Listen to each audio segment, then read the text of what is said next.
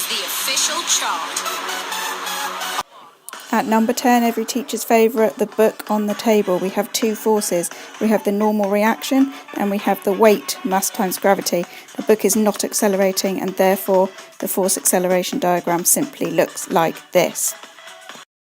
At number 9, we have the dog driving the car. We've got four forces. We've got mass times gravity. We've got the normal reaction. We've got resistances caused by friction. And we've got the thrust of the car engine, giving us a force diagram that looks like this, with acceleration going in this direction. At number 8, we have the Hoover head. It's being pushed along the ground. It's got its own weight like this and it's got a reaction with the floor. There are resistances from the carpet and there is also this very important force here provided by the woman, but we do not draw forces going in to the particle, we draw them coming out, so we draw it like that, giving us a force acceleration diagram looking like this.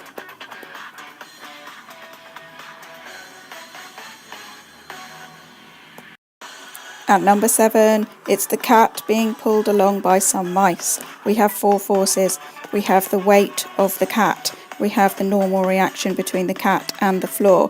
We have the tension in the cat's tail. And we have resistances due to friction. So our force acceleration diagram is going to look like this.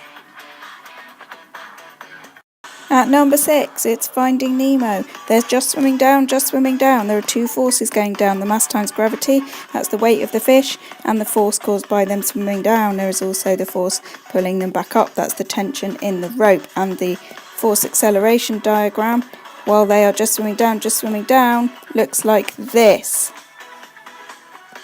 We're at number 5, it's the cat in the hot air balloon.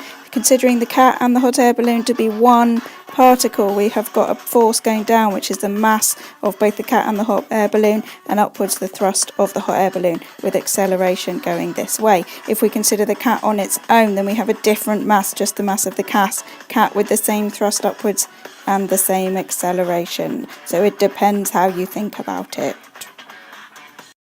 Number 4 is a biggie. It's the car and truck situation. We treat them separately. The truck has got its own mass times gravity and a reaction and the thrust caused by the engine. It's also got a diagonal force, which is the tension in the tow bar, and it's got resistances due to friction. The car, on the other hand, has its own, this is a different M mass times gravity, and its own different R reaction and its own different R frequencies, friction, and a diagonal force this way caused by the tension in the tow bar. Number 3 is the Egyptian pulling something up and building some pyramids. We've got the weight of the stone going down to the centre of the earth. We've also got going off at an angle which is 90 degrees to the contact with the hill. We've got the normal reaction. We've also got the tension in the rope, which is being caused by the man pulling it up, and opposing motion, always opposing motion, we have friction. The man is managing to pull it up, so the acceleration is going in this direction. And number 2, we have the man who for no sensible reason whatsoever is pushing a boulder up a hill.